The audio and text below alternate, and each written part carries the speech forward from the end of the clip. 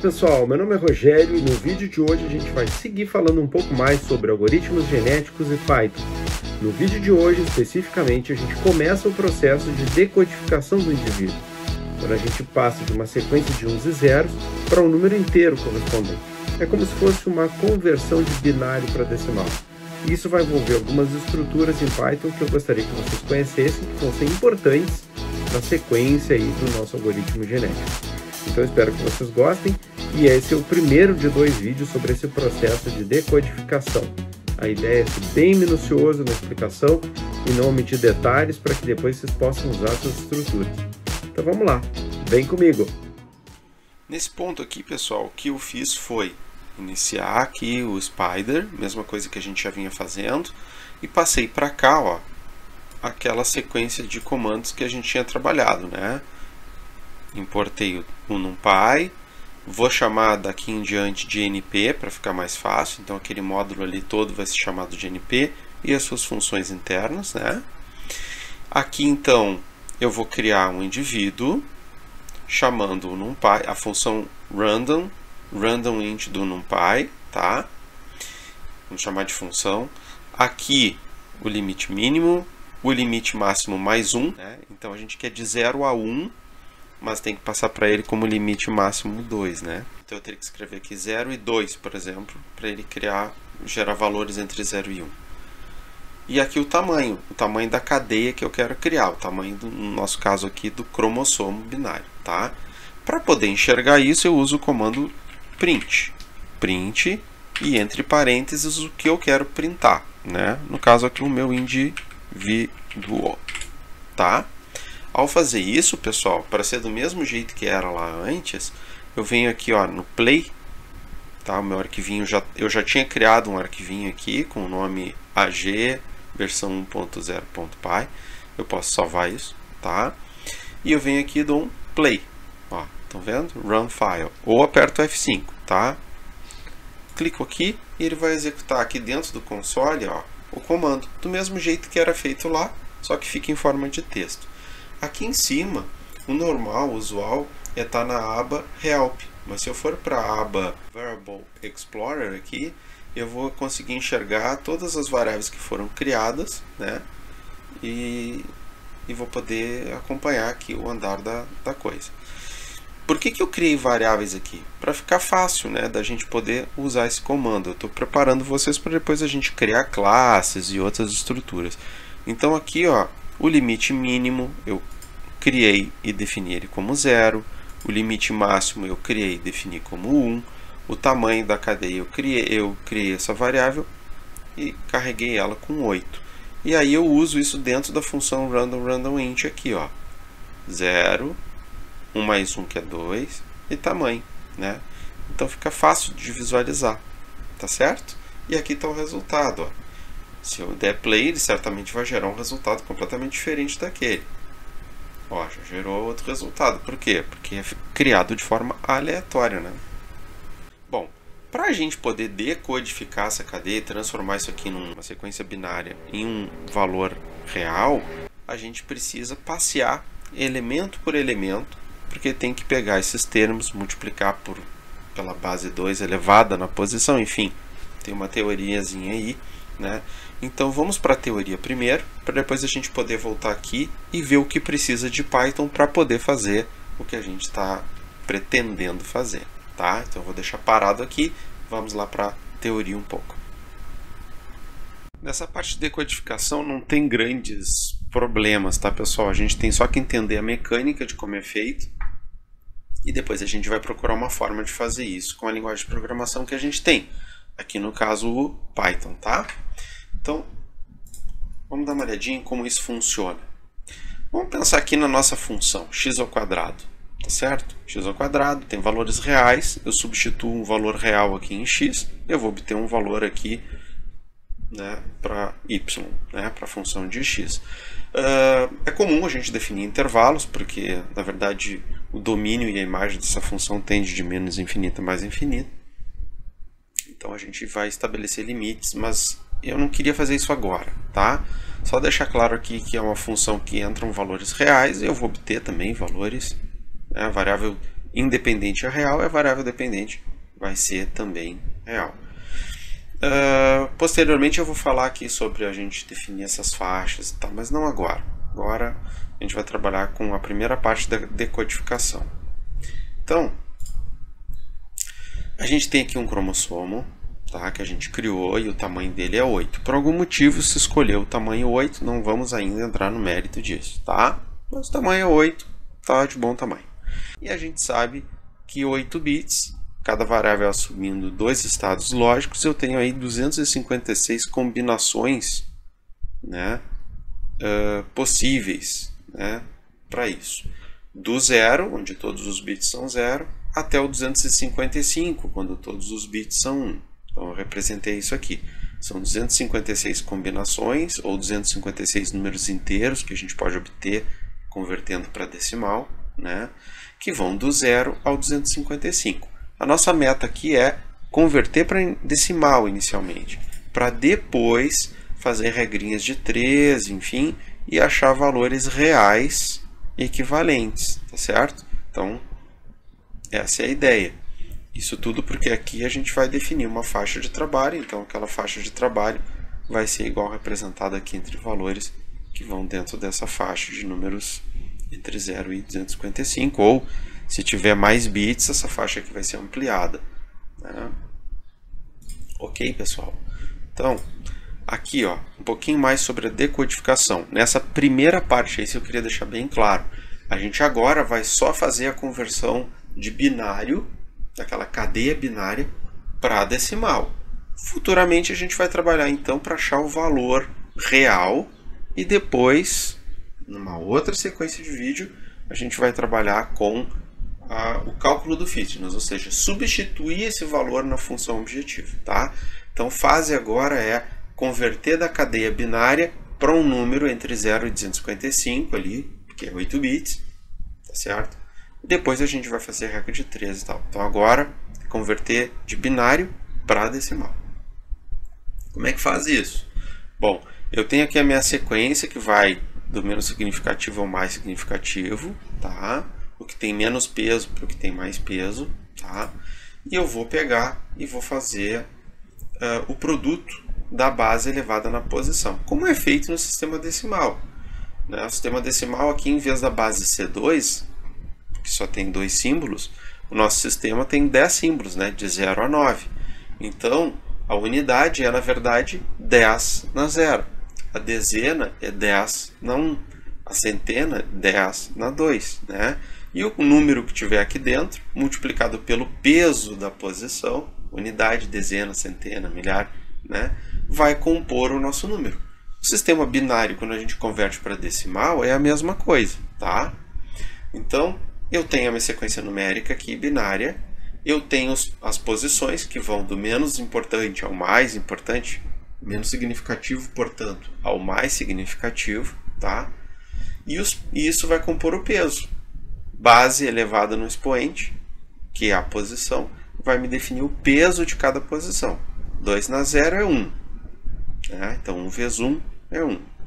Mais 2 na 1, que é 2, vezes 1 dá 2. Então, aqui eu já tenho 3.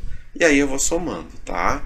Então, na verdade, a forma como é feita essa conversão é dita por essa fórmula aqui de somatório de produtos, considerando a base do sistema, que no caso é binário.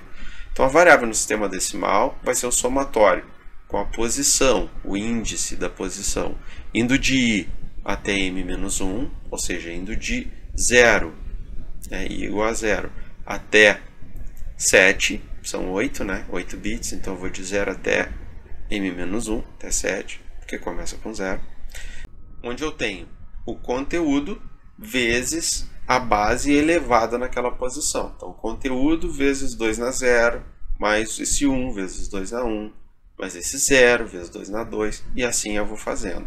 Então, o número vezes o peso e vai somando com os que já foi feito, tá? E aí eu tenho isso aqui, ó.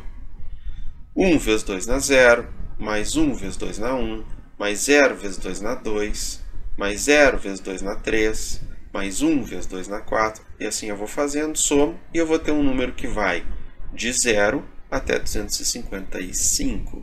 Todos os bits em 1, se eu fizer essa conta, vai dar 255, ok? E é esse número que a gente quer achar agora. Então a gente volta lá para o Python, porque para fazer isso eu tenho que ir posição por posição. E uma das formas de fazer isso é usando a estrutura for, o laço de repetição for. Então vamos ver aqui como é que o for funciona e uma outra funçãozinha que é a range, como a range funciona, certo? Então voltamos lá para o Python, e agora a gente já sabe o que tem que ser feito aqui. A estratégia, pessoal, dentre as várias possíveis, tá? É eu trabalhar com dois arrays. Um array seria aquele array que eu já tenho ali, que foi gerado, tá? E tem um tamanho lá que a gente vai abstrair aqui. Nós vamos considerar que esse array é de tamanho 4, por exemplo. Tá? Não vou fazer ele muito maior aí. Então, tamanhozinho 4 para ele. Para ficar fácil da gente fazer as contas. Mas se funcionar para 4, vai funcionar para 8 do mesmo jeito. E vamos imaginar que ele tem esses valores dentro, tá? Algo assim, tá certo? Bom, o primeiro passo, então, é eu ter esse array, se eu já tenho. Um segundo passo é eu criar um array vazio, tá? Isso é meio proposital, porque a gente em algum momento vai ter que criar arrays e depois preencher esses arrays. Então eu vou criar um array vazio, tá? Ele vai vir e eu já vou criar ele cheio de zeros, tá? Existe um comandinho do NumPy para isso, tá? Depois, pessoal, no terceiro passo, eu quero preencher esse array com os pesos, tá? Então o array aqui que eu vou chamar de pesos, tá? E esse aqui é o indivíduos. Vou pegar o pesos e vou preencher as posições deles com os pesos propriamente dito, tá? Então eu vou ter o meu array aqui e eu vou o pesos, né?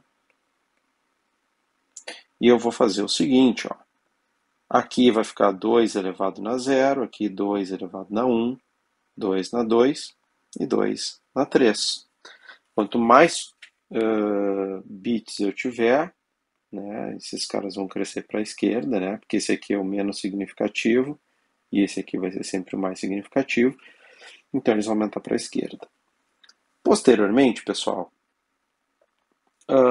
eu vou ter que fazer o produto do indivíduo na determinada posição dele vezes o pesos na mesma posição P, tá? O que eu estou querendo dizer? Estou querendo dizer isso aqui, ó. Eu estou querendo dizer isto aqui. Eu vou pegar esse carinha aqui e vou multiplicar por esse cara. E vou guardar. Depois eu pego esse e multiplico por esse. E vou guardar. Exatamente como está na explicação que eu fiz para vocês lá ainda há pouco atrás, tá? Então eu vou pegando isso aí. Só que a gente tem que lembrar que isso era um somatório, né? Que era um somatório para o P indo de 0 até M menos 1. Né? Então ele vai da posição 0 até a posição, aqui no caso são 4, né? Então ele vai de 0 até a 3. Né? E o somatório consiste em cada etapa eu guardar esses valores para fazer a soma. Tá? Então isso aí nós vamos ter que resolver lá também. Tá? Então passo 5 aqui, depois a gente vai incluir o somatório. Bom, isso aqui é o que nós vamos fazer ali no Python agora. Tá? Isso aqui a gente já tem, a gente vai criar aqui, depois a gente vai criar esse outro, depois a gente vai fazer os produtos entre os dois e depois a gente vai fazer o somatório, tá certo? Então eu vou mostrar isso aqui para vocês como é que vai ser feito. Muito provavelmente aqui, na etapa 4, ou a gente cria um array para guardar e depois soma tudo, ou faz uma técnica de ir somando a cada iteração. A gente vai criar um e depois a gente vai somar o conteúdo. E depois, numa outra oportunidade, a gente pode ver um outro método usando uma variável de memória para isso, tá? Mas agora, para não misturar muito, vamos gastar bastante criando espaços, tá certo? Então vamos ali, vamos ver no Python como que a gente resolve essa estratégiazinha aí. Com o indivíduo criado aqui, né, executei essa rotina, né, cliquei aqui no play, né, no run file, dei um F5, enfim, executou isso aqui e criou um indivíduo de tamanho 8. Né? Então aqui a gente deu sorte que só tem um número 1, então acabou que ficou bom, né? Vai ficar fácil da gente ver aqui, ó, porque aqui quando ele printa o menos significativo como sendo o primeiro. Depois, para nós tanto faz, porque é um indivíduo aleatório, considerar que esse é o menos significativo, esse é o mais. No nosso caso aqui é independente agora. Depois a gente pode até representar do jeito que a gente quer, tá? Mas aqui na representação, ó, esse aqui é o menos significativo e esse aqui é o mais significativo, tá certo? É assim que ele coloca. Esse aqui é o índice 0, índice 1, 2, 3, 4, 5, 6 e índice 7.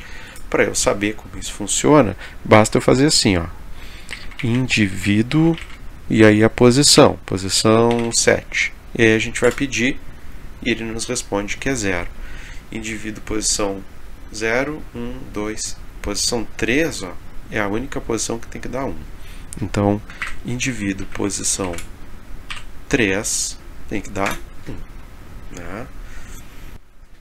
Então, dentro da nossa estratégia, né, agora o que a gente tem que fazer, uma vez que a gente tem aqui um indivíduo, tá, é a gente criar um array vazio. Então eu vou chamar aqui de pesos. Pesos vai ser igual a numpy, np, né, ponto. O comandinho que a gente vai ver é os zeros, tá? E vamos dar uma olhadinha aqui. Shape e tipo. Eu separei para nós aqui, tá? A referência do numpy mesmo, tá? E tá aqui nesse link, tá? Eu digitei numpy espaços zeros e aí ele saltou direto para cá. Aqui, pessoal, a gente tem a sintaxe, né, numpy zeros, shape e tal, que nem tem no hint ali, quando a gente coloca o mouse em cima. E aqui alguns exemplos, né? np.zeros e o tamanho que ele quer, 5. Criou um array de tamanho 5 cheio de zeros. Mas ele criou do tipo real e eu queria do tipo inteiro. Então, o certo é fazer isso aqui. A gente define o tamanho, pode ser um número inteiro só ou botar dessa forma, vírgula, dtype igual a int. Aí ele vai criar do tipo inteiro, tá? Aqui no caso ele botou 2 linhas, uma coluna, ele criou 2 linhas, uma coluna, 2 linhas, 2 colunas e por aí vai embora, tá? Então eu criei aqui o array que a gente queria, certo? Zeros, tamanho 8. Ó, tá criado, certo? Tamanho 8 ali. Só que ele criou do tipo float. Se eu quiser que peso seja do tamanho 8, mas seja inteiro, dtype igual int. E olha lá como é que ele ficou. Ó. Isso aqui é a gente olhando na janela da memória, como que está guardado na memória. Tudo zeradinho. Agora, pessoal, eu tenho que ir posição por posição e colocar aquele 2 elevado na posição. Para isso, a gente tem que usar um comandinho for, tá? O for. Ele é um pouquinho diferente do for do C, do for do Pascal, né? Que a gente tem que inicializar a variável, a gente tem que dar uma condição de teste para que enquanto essa variável for válida continue rodando e uma condição de parada. Aqui não tem isso, aqui eu dou um conjunto e ele vai indo elemento por elemento do conjunto até terminar. Aqui está o for, ó. Então deixa eu mostrar para vocês aqui, tá? Nos documentos do Python mesmo. O for ele pode pegar um conjunto e ele ir elemento por elemento do conjunto. Aqui no caso o cara colocou palavras, né? Então para o W, dentro desse conjunto, me mostre elemento por elemento e o seu tamanho. É isso que ele pediu. Então ele diz lá, cat, tamanho 3, window, tamanho 6, defenestrate, tamanho 12. Ele conta quantas letrinhas tem e põe do lado. Ó. Len é o comprimento. Mas tem também com o uso da função range, tá? O range, o que ele faz? Ele cria um conjunto em ordem crescente, começando em 0. Se eu escrever desse jeito aqui, ele vai começar em 0 e vai até com 5 elementos. Então ele vai de 0 até 5 menos 1. E aí aqui ó, a gente vê bem, ó, ele executa uma vez, ele executa esses statements aqui a cada vez, tá? Então, na primeira volta o i está valendo 0, depois o i está valendo 1, está valendo 2, ele vai olhando os elementos do conjunto que foi criado e vai mostrando. Eu posso também dar uma condição de início e de término, então começa em 5, inclusive, e termina em 10 menos 1, né? Início, enfim. Então, pessoal, aqui o que eu vou fazer, tá, na nossa estratégiazinha aqui no Python é criar um for, tá?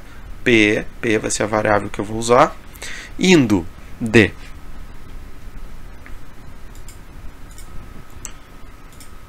zero até in range de 0 até 8. É claro que o 8 não vai valer. 2 pontos. E agora eu vou dizer o que eu quero. Eu quero que ele vá lá nesse conjunto pesos e na posição P coloque 2 elevado na P, né? Para P valendo 0, então na posição 0 coloca 2 na 0, na posição 1 coloca 2 na 1. Bom, o NumPy tem uma funçãozinha chamada np.power, onde eu digo aqui qual é a base. No meu caso aqui a base é 2, né? E qual é o expoente. Então a base é 2. E o expoente, pessoal, é P, né? Porque P vai valer 0, depois P vai valer 1, depois P vai valer 2. Então, tá? E onde é que ele vai botar esse resultado aí? Porque isso aí vai gerar um resultado. Onde é que ele vai guardar isso? Ele vai guardar isso em pesos, posição P, né? Então, pesos, posição 0, vai guardar 2 na 0. Pesos, posição 1, vai guardar 2 na 1. E assim sucessivamente, tá? Ó, gerou. Poxa, onde é que está o pesos? A gente pode olhar aqui, ó, tem como ver, ó. 2 na 0, 2 na 1, 2 na 2, 2 na 3, 2 na 4, 2 na 5, 2 na 6, 2 na 7. Né? Se eu somar tudo isso, né, como estão todos ligados ali, 128 mais 64 mais 1, tem que dar 255. Tem um comando no NumPy que soma todos os elementos de um array, tá? Que eu vou chamar aqui de x, por exemplo. X vai ser np.soma pesos. Tá? Se vocês forem ver, ó, x é igual a 255. Então, eu usei um for bem simples aqui, tá? Só para ir passeando. Eu estou simplificando tudo que dá, tá, pessoal? Eu podia fazer uma rotina mais elaboradinha, mais enxuta, que não tivesse mais arrays, o único array fosse aquele indivíduo ali. Mas eu acho que é interessante a gente trabalhar com construção de arrays agora, que não tem muito conteúdo, porque a gente vai fixando essas coisas e depois vocês vão poder fazer códigos bem melhores. Esse aqui é um código hiper didático, ele não é o código que eu usei, por exemplo, para fazer a mesma coisa na minha função lá, no meu programa, tá? Lá o meu código tem uma única linha, é bem diferente disso aqui, mas isso aqui é super didático, tá? Então, acho que segue a nossa estratégia ali. Então, pessoal, eu vou passar isso aqui para o nosso código aqui, ó, tá?